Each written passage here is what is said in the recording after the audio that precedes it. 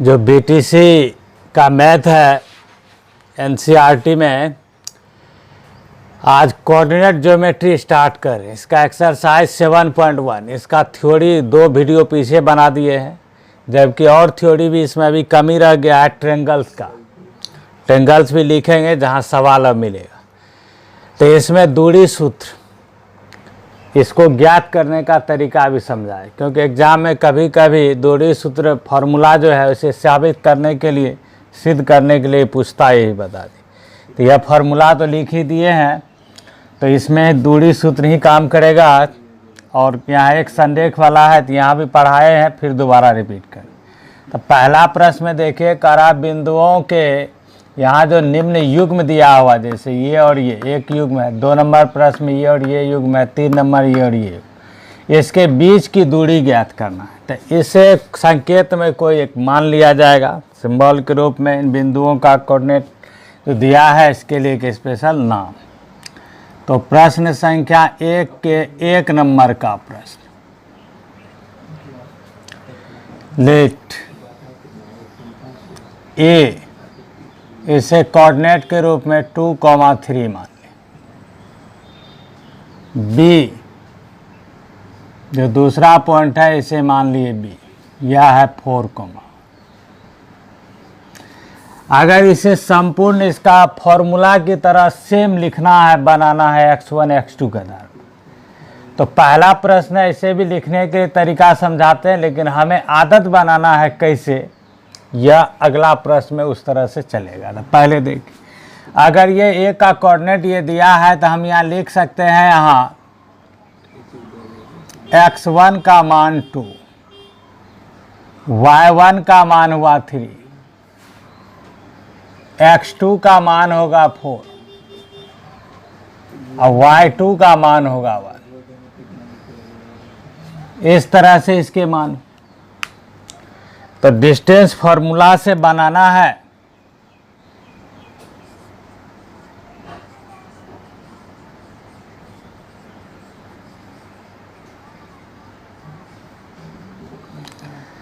तो फॉर्मूला ही पहला वाला हम लिख देते हैं। ए से बी के बीच की दूरी ए बी होगा, या इसे डी भी लिख सकते हैं। तो इसका फॉर्मूला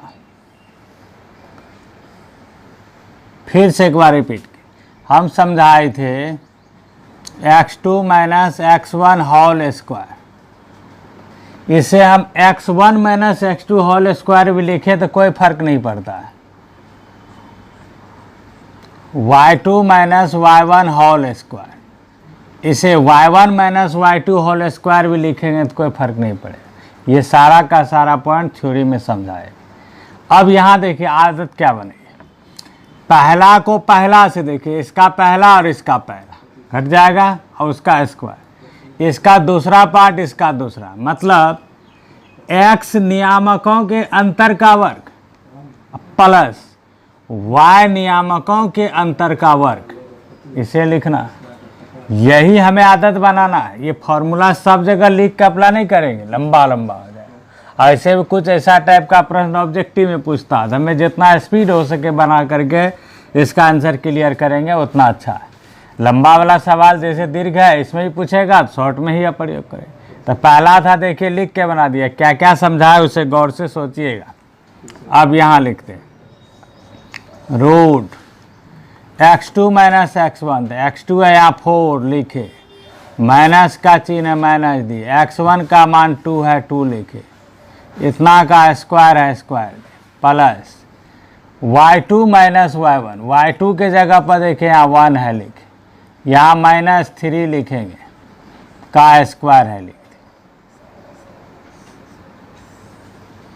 अब 4 माइनस 2, तो यहाँ 2, तो 2 का स्क्वायर, यहाँ 1 माइनस 3, तो माइनस 2 का स्क्वायर। तो क्या आ जाएगा, 2 का स्क्वायर 4 माइनस 2 का स्क्वायर फिर 4। तो यहाँ जोड़ देंगे तो √8, और √8 को सिंपलेस्ट फॉर्म में करेंगे तो यह हो जाएगा 2√2 मात्रक सिंपलेस्ट फॉर्म में लिखने आता है ना। इसे खंड करते हैं, इसे देखिए रफ में भी, जैसे √8 है तो √8 का सजावा ऐसे 2 स्क्वायर इंटू 2, और जिसका स्क्वायर कंप्लीट होता है वह रूट से बाहर चला जाता, इस तरह इसे सजावट होता है। तो यह हो गया इसका दूरी ए से बी की बीच की दूरी, या 2,3 और 4,1 के बीच की दूरी 2√2 मात्रक। ये हुआ डिस्टेंस फार्मूला का प्रयोग करके इस एक्सरसाइज का पहला सवाल सॉल्व कर। लेकिन आदत क्या बनाने बोले, x वाले का अंतर का वर्ग और y वाले के अंतर का वर्ग, बार बार बोल रहे हैं, इसे माइंड में सेट कीजिए, क्योंकि हर जगह ही फॉर्मूला आप नहीं लिखेंगे। यहाँ आप लिख दिए, अब इसके बाद ही फॉर्मूला नहीं लिखेंगे, आदत बन जाएगा। क्या बोले, फिर से लास्ट है, x100 के अंतर का वर्ग, मतलब x कोऑर्डिनेट के अंतर का वर्ग, x नियामक के वर्गों का अंतर प्लस y नियामकों के अंतर का वर्ग। अब देखिए जैसे 2 नंबर का सवाल ही आप सॉल्व करें,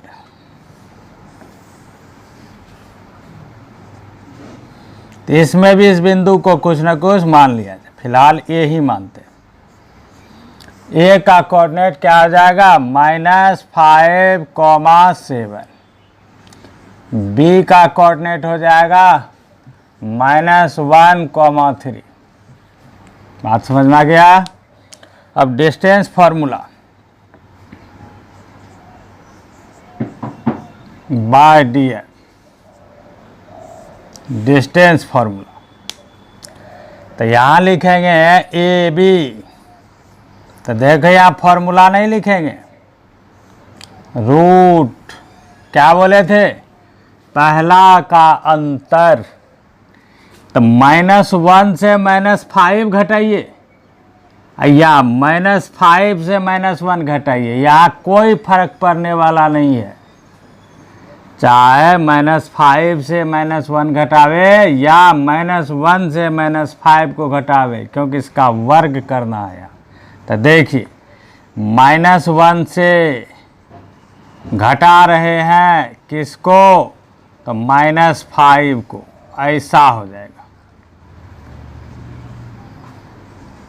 तो यहाँ स्क्वायर, फिर यहाँ है 3, यहाँ है 7, तो 3 से 7 घटाइए या 7 से 3, तो 7 से ही 3 को घटा देते। अब यहाँ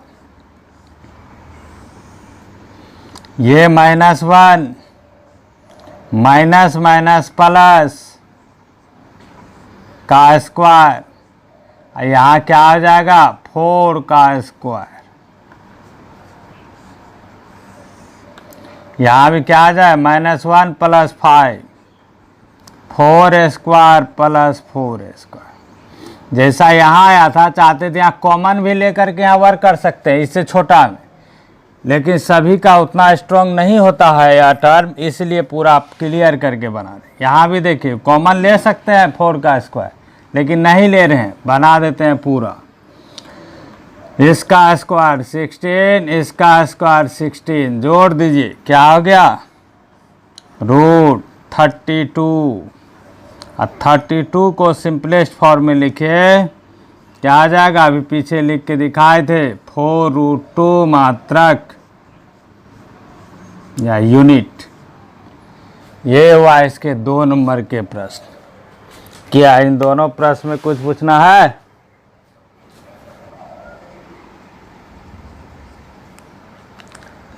तीन में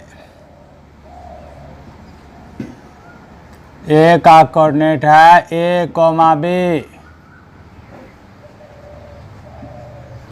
बी का कोऑर्डिनेट दिया हुआ है -a, -b। तो यहाँ लिखेंगे फॉर्मूला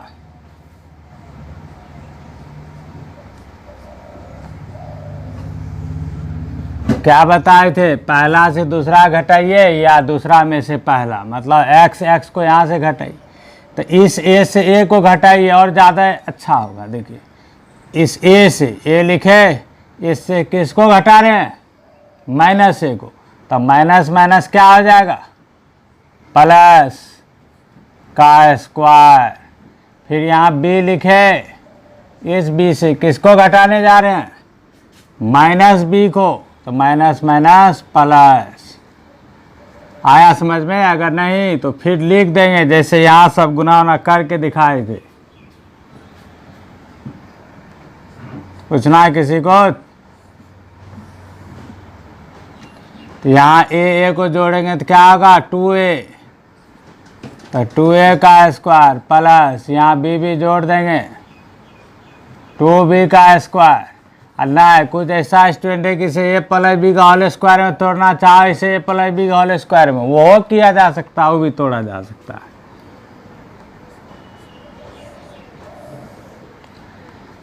यहाँ हो गया 4a स्क्वायर, यहाँ हुआ 4b स्क्वायर। ये जुटेगा अब नहीं, अलग अलग जाती है। 4 कॉमन ले लिए तो यहाँ बचा a square plus b square. ये 4 का वर्गमूल यहाँ 2, इसलिए 4 का वर्गमूल 2 बाहर कर दिए, क्या बचा? a square plus b square. तो 2 into root a square plus b square unit या मात्रक। ये हुआ 1 नंबर के 3 प्रश्न। मूल बिंदु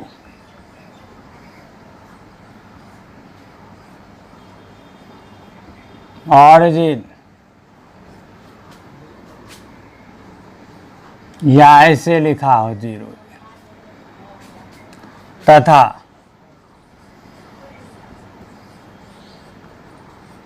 किसी बिंदु px के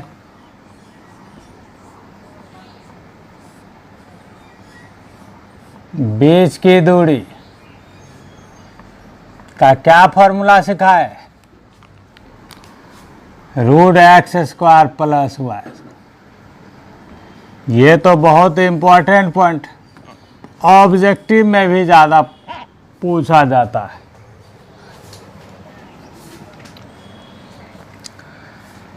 तो यही थ्योरी इसमें काम करेगा। नहीं तो जो फॉर्मूला पर अभी सभी सवाल बताए हैं उसमें भी आराम से बना सकते हैं, उससे कोई फर्क नहीं पड़ता।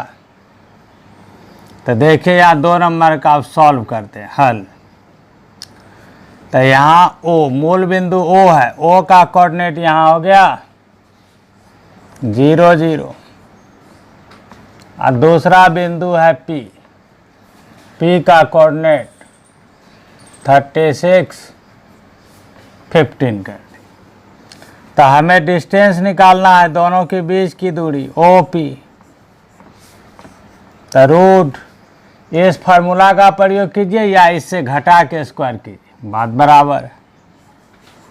तो 36 का स्क्वायर प्लस 15 का स्क्वायर। तो यहाँ 36 का स्क्वायर क्या होगा? 1296 1296, 15 का स्क्वायर 225। तो सबको याद होगा। अब यहाँ इसे जोड़ दीजिए 6 और 5 1 हो गया, ये 9 2 इसका 1 जोड़ दिए 2 12, यहाँ जाए 4 5, ये हुआ 1521 और 1521 का वर्गमूल लिखिएगा तो ये हो जाएगा 39 मात्रक। वैसे याद रहना चाहिए, और जिस स्टूडेंट को यह नहीं आता है इसके लिए हम यहाँ टेक्निक बताते हैं। एक नहीं 3 टेक्निक, गौर कीजिए। एक टेक्निक बताते हैं डिवीजन मेथड 1521। डिवीजन मेथड में क्या किया जाता है कि इधर से 2 अंक का ग्रुप बनाया जाता है। इस 15 में लगाया जाएगा संख्या से उसका वर्ग। तो देखिए 3 का स्क्वायर 9, 4 का स्क्वायर 16, तो कितना लगेगा यहाँ 3। तो 3 से मल्टीप्लाई भी होगा 3।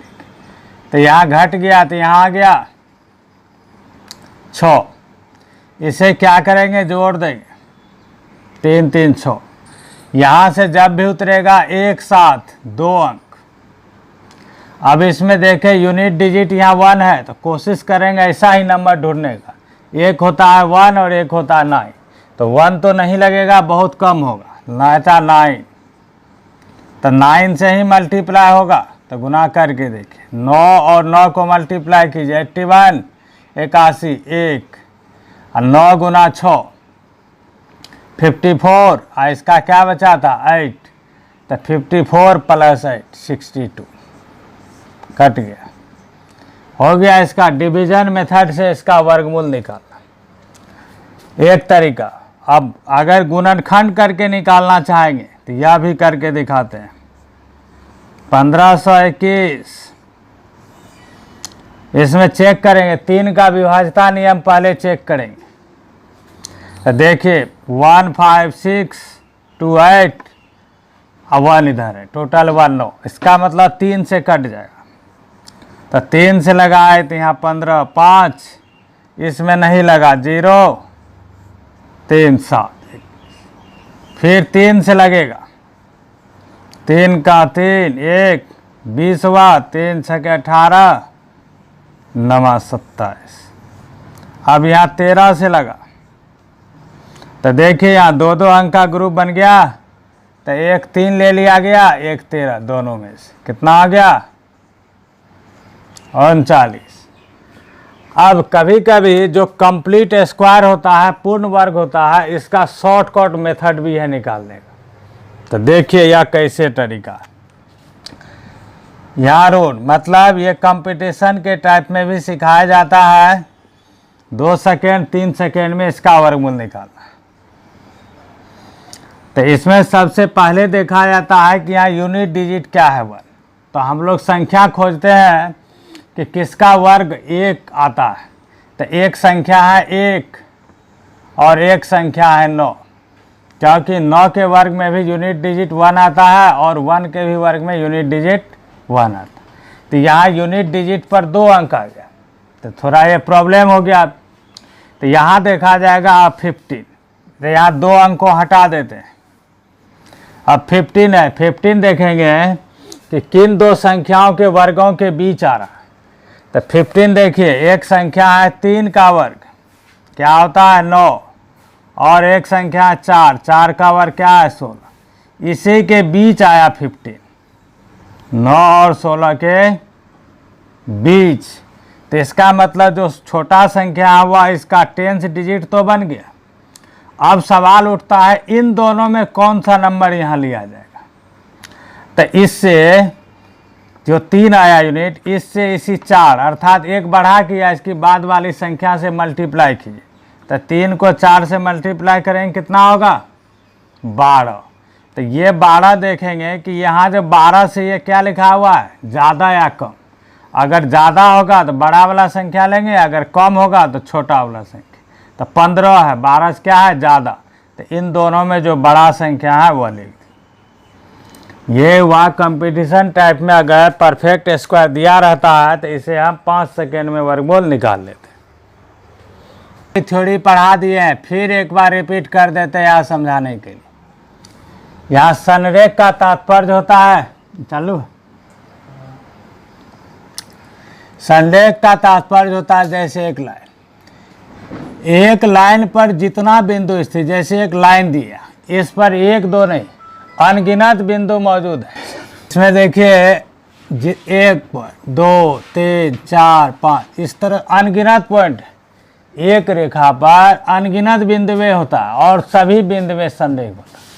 तो जब एक रेखा पर स्थित सभी बिंदुएं संरेख है तो हमें 3 बिंदु के लिए डिफाइन करना होता। तो यहाँ 3 बिंदु के लिए जिक्र है। तो जैसे मान लीजिए 1 पॉइंट यहाँ है, 1 पॉइंट यहाँ है, 1 पॉइंट यहाँ, ये लाइन पर दे या लाइन सेगमेंट बना दे। अगर लाइन सेगमेंट ही बना लेंगे तो इसमें कोई फर्क नहीं पड़ता। तो शर्त इसमें होता है कि जब 3 बिंदु को मिलाया जाता है तो इसमें 3 रेखाखंड बनता है। इनमें से किसी भी दो रेखाखंडों का जोड़ अगर तीसरे रेखाखंड के बराबर हुआ तो ये बिंदु संरेख होगा, संरेख कहलाए। जैसा कि कंडीशन हुआ ऐसे पिक्चर के अनुसार ए बी और बी सी का जोड़ अगर ए सी है तो निश्चित है कि ए बी तथा सी क्या होगा, संरेख होगा। ये समझाएं पहले भी। फिर इसी तरह पिक्चर देखिए वाला, खाली बिंदु का नाम बदल देते। जैसा कि अगर यहाँ ए कर दे, यहाँ सी कर दे, यहाँ बी कर दे, तो दो छोटा रेखाखंड इसमें क्या बना, ए सी। दूसरा क्या बना, सी बी या बी सी। इन दोनों का जोड़ अगर ए बी के बराबर हुआ तो यह ए बी सी ये संरेख हो जाएगा। फिर इसी तरह समझाते हैं। जैसा कि यहाँ बी लिख दिए, यहाँ सी लिख दिए, यहाँ ए लिख दिए, तो इसमें दो छोटा रेखाखंड क्या हुआ, ए बी या बी ए सी या सी ए। अगर इन दोनों का जोड़ भी बी सी के बराबर हुआ तो ये तीनों बिंदु क्या कहलाएगा, संरेख कहलाएगा। हमें तीन बिंदुओं में से तीन रेखाखंड बना। इन तीन रेखाखंडों में से किसी भी दो रेखाखंड का जोड़ अगर तीसरे के बराबर होता तो यह संरेख होता। संरेख के और भी डिफाइन है, जैसे त्रिभुज का क्षेत्रफल भी अगर 0 होगा तो तीनों बिंदु संरेख होगा। तो यह भी पढ़ेंगे लास्ट चैप्टर 7.3 में, उस पर भी आधारित है। तो यहाँ डिस्टेंस फार्मूला के आधार पर ही चेक करना था, तो यहाँ डिस्टेंस फार्मूला से यहाँ सॉल्व करते। तो देखिए 3 नंबर का सॉल्व। तो तीन बिंदुएं हैं तो इस तीनों का नामांकन कर दीजिए। लेट पहला बिंदु है 1 5, इसे ए नाम दिए 1 5। दूसरा बिंदु है 2 3, इसका बी नाम दिए। एंड तीसरा बिंदु है -2 -11, इसका नाम सी दिए। तो हमें बारी बारी से तीनों रेखाखंडों का माप ज्ञात करना है। तो यहाँ देखिए सबसे पहले ए बी ज्ञात करते हैं। अभी बताए थे, फार्मूला नहीं लिखेंगे, डायरेक्ट सोचने का तरीका समझाए थे। तो 2 से 1 को क्या करना होगा, घटाना होगा। तो 2 - 1 का स्क्वायर, यहाँ 3 5 है तो 3 से 5 घटाइए, 5 से 3 घटाइए, तो 5 से ही 3 को घटाते हैं। तो इसका 100। तो 2 - 1 1 का स्क्वायर, अब 5 - 3 2 का स्क्वायर।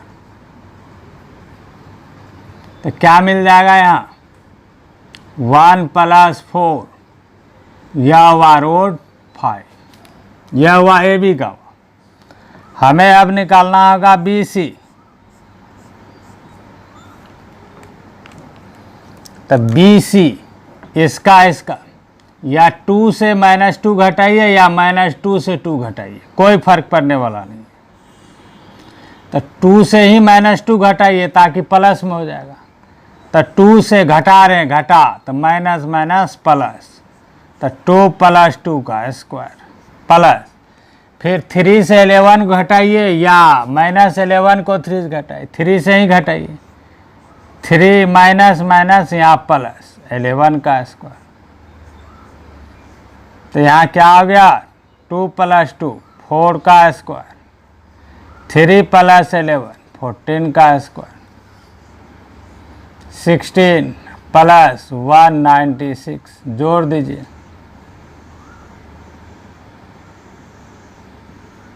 रूट 212 हो गया। तो ये सिंपलेस्ट फॉर्म में नहीं जाएगा, खंड नहीं होगा इसका ज़्यादा। अब ए सी ज्ञात करेंगे, ए सी, ए से सी आ। तो यहाँ ए से सी में भी 1 से क्या करेंगे -2 घटा देंगे तो प्लस में आएगा सीधा। तो 1 + 2 का स्क्वायर, फिर प्लस 5 में से 11 घटाइए तो माइनस माइनस प्लस।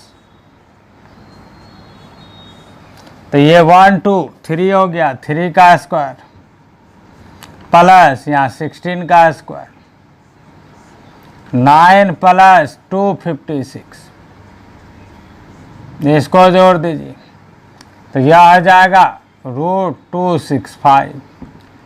तो इनमें से देखिए ए बी और बी सी दो छोटा रेखाखंड। तो ए बी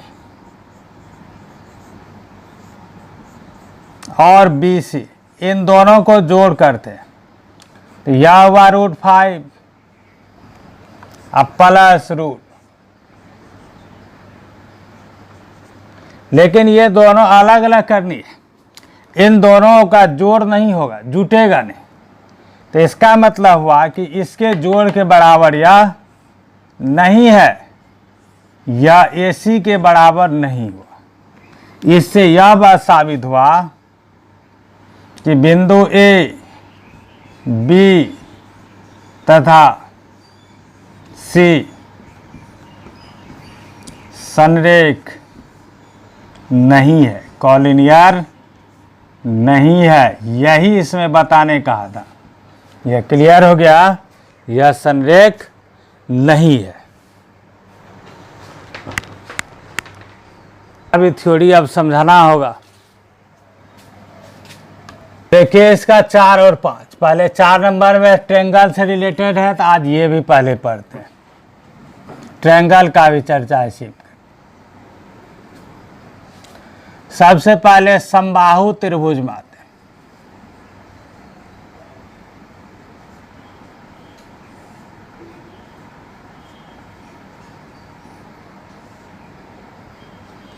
तो कोऑर्डिनेट ज्योमेट्री में जिस तरह का जरूरत है उसी तरह का डेफिनेशन पढ़े। तो इसमें सबसे पहले यहाँ पिक्चर ही पढ़ते हैं और ज़्यादा अच्छे समझ में। समबाहु त्रिभुज क्या है? जिसके तीनों भुजा बराबर हो, और तीनों भुजा बराबर हो तो तीनों कोण भी बराबर है। तो वैसे कोऑर्डिनेट में हमें कोण से मतलब नहीं है और जान लेंगे, लेकिन प्रत्येक कोण कितने का होता है? 60 का। तो याद रखेंगे इसका डेफिनेशन ऐसे, त्रिभुज ABC समबाहु त्रिभुज कहलाता है यदि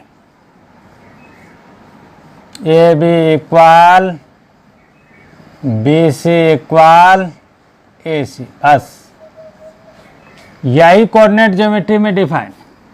अगर इस त्रिभुज में 3 भुजा है AB BC CA, और अगर ये तीनों भुजा रेखाखंड बराबर है तो यह त्रिभुज समबाहु त्रिभुज होगा।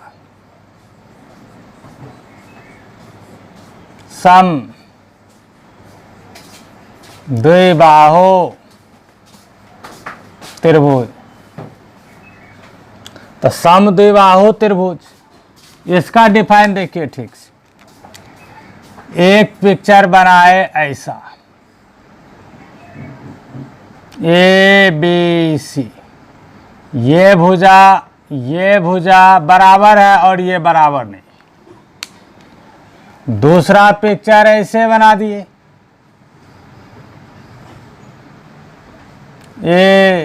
ABC, ये भुजा बराबर है, ये बराबर नहीं है।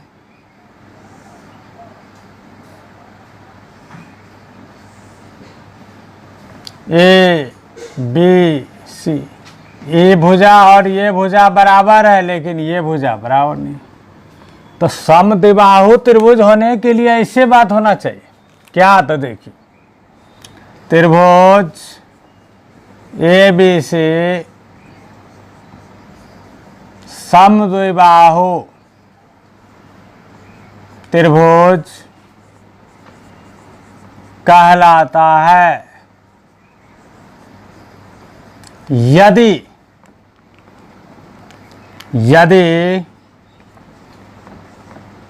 AB equal AC not equal BC, कोई भी दो भुजा बराबर, तीसरा बराबर, देख लीजिए। या ऐसा ही, या ये जरूरी नहीं कि ये फिक्स्ड है, यही हो सकता है। या इस पिक्चर में या AB इक्वल BC और नॉट इक्वल AC, ये भी हो सकता है। या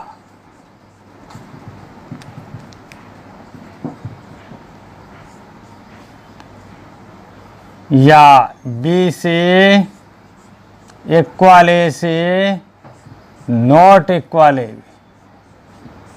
ये एक बार में समझ करके अच्छे से माइंड में रखने लायक थ्योरी है, आसानी से सेट हो गया माइंड में। अब है विषम बाहु त्रिभुज।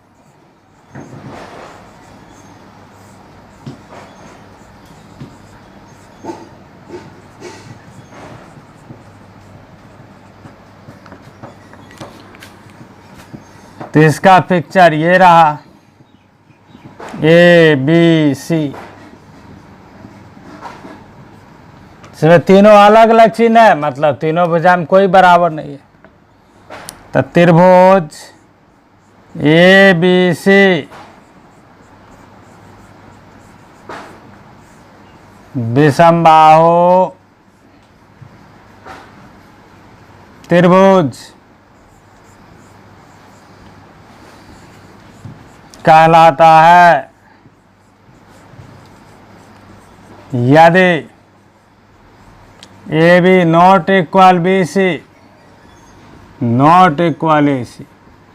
मतलब इसमें से तीनों भुजाओं में अगर एक भी भुजा बराबर नहीं होगा तो यह विषम बाहु त्रिभुज होगा। अब इसमें और भी समकोण का भी तब पढ़ ही लेंगे, ये भी जानेंगे। समकोण त्रिभुज,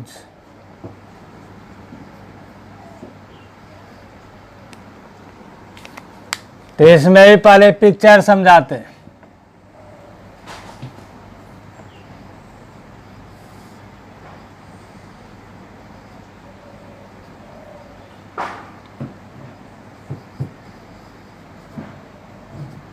यह भी एक समकोण त्रिभुज है।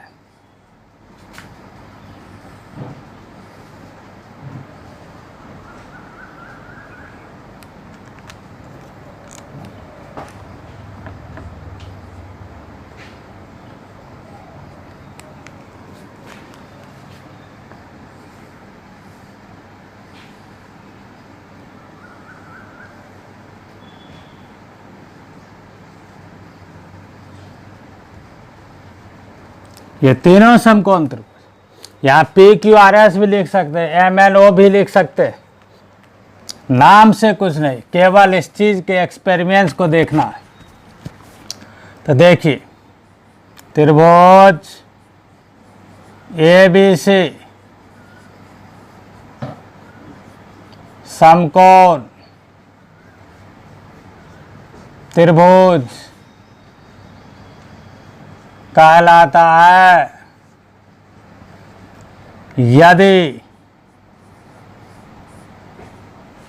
इस शर्त को पूरा करे कि इस छोटी भुजा का वर्ग और इस छोटी भुजा का वर्ग अगर बड़े भुजा के वर्ग के बराबर है।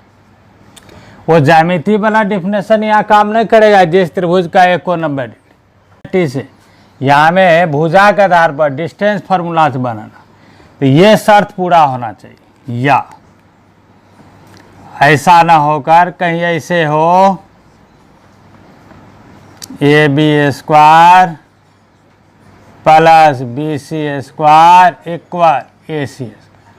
मतलब साफ साफ क्लियर है, त्रिभुज के किसी भी दो छोटी भुजा के वर्गों का योगफल अगर तीसरे भुजा के वर्ग के बराबर है तो वह त्रिभुज समकोण त्रिभुज है, और बड़े भुजा के जो सामने का कोण है वह समकोण होता है। यह हो गया समकोण त्रिभुज का, अर्थात जो कि यह स्टेटमेंट पाइथागोरस के द्वारा दिया गया है, अर्थात पाइथागोरस प्रमेय भी ऐसा स्टेटमेंट कहलाता है।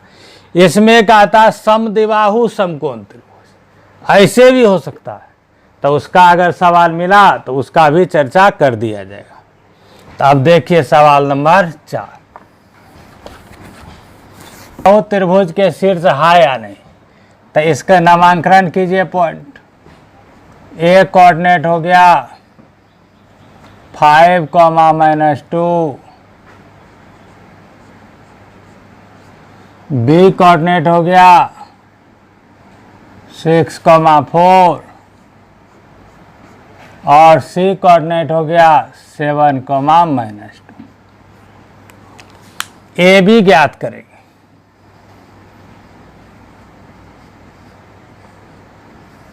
नज़र डाली ए बी एक्स एक्स, तो 6 माइनस 5 का स्क्वायर प्लस 4 माइनस 2, तो 4 माइनस माइनस प्लस 2, तो 6 माइनस 1 1 का स्क्वायर 1, 6 प्लस 2 2 का स्क्वायर 36। इसका वैल्यू आया रूट 37 मात्र। फिर देखें बी सी, तो बी यहाँ सी यहाँ, तो यहाँ देखिए 6, यहाँ क्या है 7, तो 7 माइनस 6 का स्क्वायर, और यहाँ क्या होगा 4 माइनस माइनस 2, तो 4 माइनस माइनस प्लस 2 का स्क्वायर, तो 7 माइनस 1 1 का स्क्वायर 1, 4 प्लस 2 2 का 6 6 का स्क्वायर 36। तो इसका वैल्यू आया रूट 37 मात्र। फिर है ए सी तीसरा, तो अब यहाँ नज़र रखेंगे, तो 7 5 है, तो 7 में से 5 घटाइए या 5 में से 7, यहाँ -2 है, तो दोनों में किसी घटाए -2, अब माइनस माइनस +2, तो ये 1 का यहाँ हो जाएगा 2 का स्क्वायर, और यहाँ 0 का स्क्वायर, तो इसका क्या हो जाएगा 2 स्क्वायर ही, और इसका वैल्यू हुआ 2। तब यहाँ देख लेंगे क्या रिजल्ट मिला। ए बी सी बराबर है, लेकिन ए सी बराबर नहीं, तो यही तो समद्विबाहु त्रिभुज का पहचान था। इसलिए ए बी तथा सी समद्विबाहु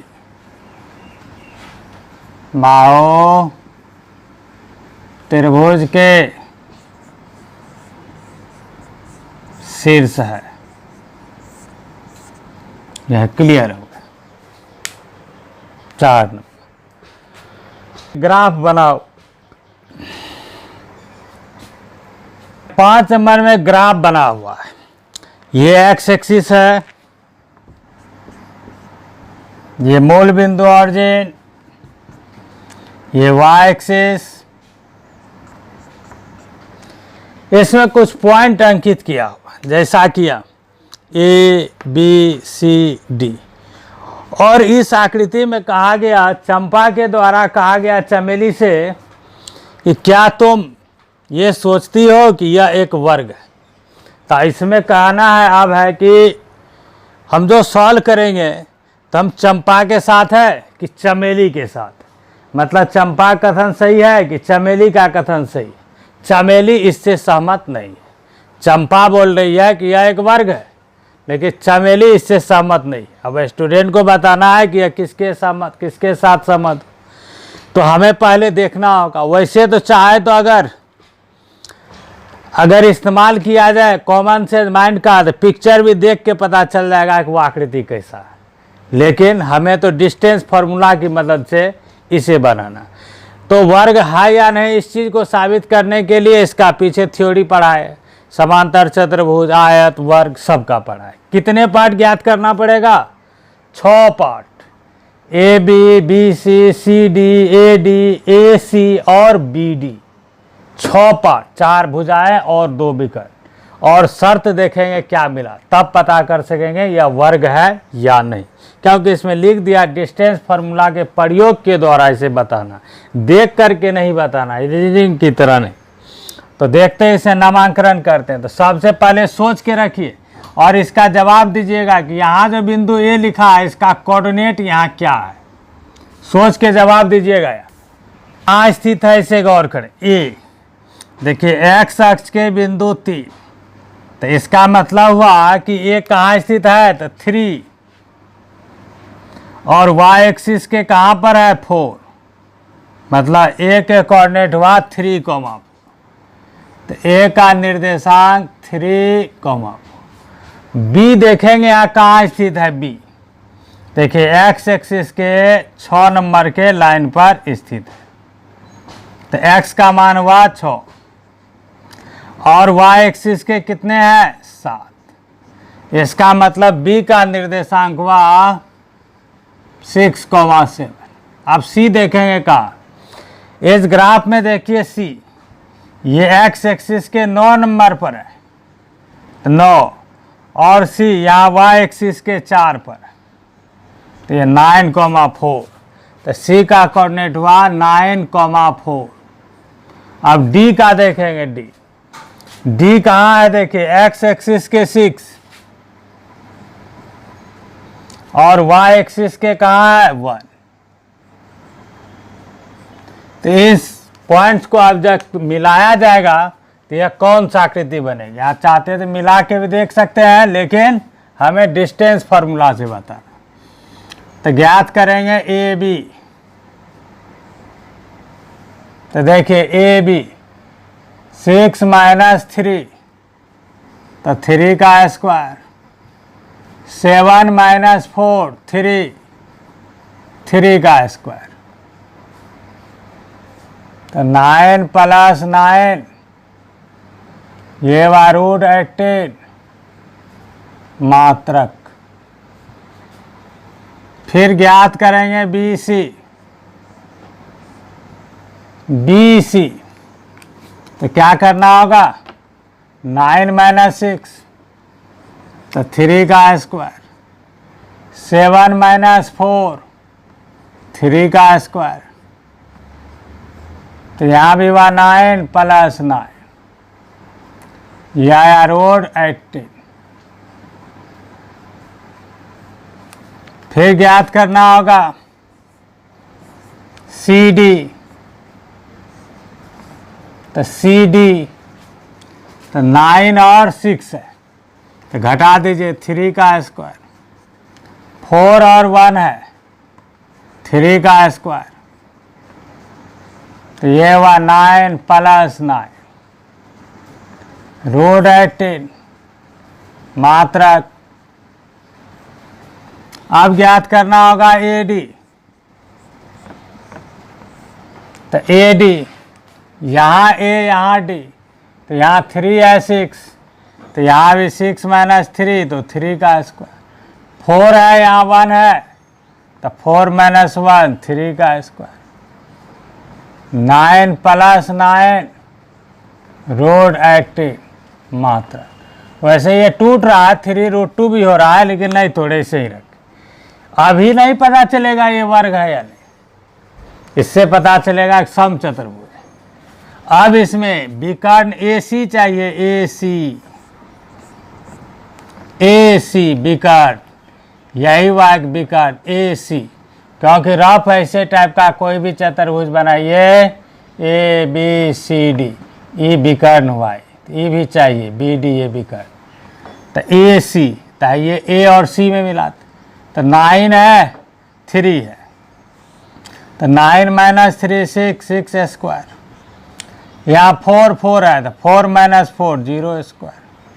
तो इसका वैल्यू क्या आया 6। फिर हमें चाहिए BD। तो BD यहाँ है BD तो 6 - 6 0 का स्क्वायर। यहाँ क्या है 7 - 1 तो 6 का स्क्वायर। इसका माप भी क्या आया 6। अब यहाँ देखिए हमें क्या मिला इसमें, चतुर्भुज ABCD में AB बराबर BC बराबर CD बराबर DA तथा AC = BD। तब याद कीजिए थ्योरी क्या पढ़ाई थी। ऐसा दशा में यह एक वर्ग है, इसलिए ABCD एक वर्ग है। इसका मतलब हुआ कि हम चंपा से सहमत है। चंपा सही बोली, अर्थात चंपा का कथन सत्य है। लास्ट में लिख दीजिए चंपा से सहमत है।